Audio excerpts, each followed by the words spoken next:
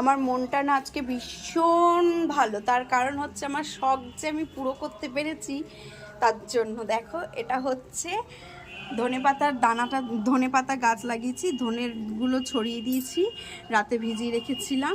সাথে লাগিয়েছি কারি পাতার গাছ, যেটা আমার ঘরে খুব দরকার, আমার বরের খুব পছন্দ কারি পাতা দিয়ে তরকারি, ডাল। আর গন্ধরাজ লেবুর গাছ লাগিয়েছি, ঠিক আছে, টবে করেই। এটা আবার বড় টবে দেবো আস্তে আস্তে, আগে এটাতে একটু বড় হোক।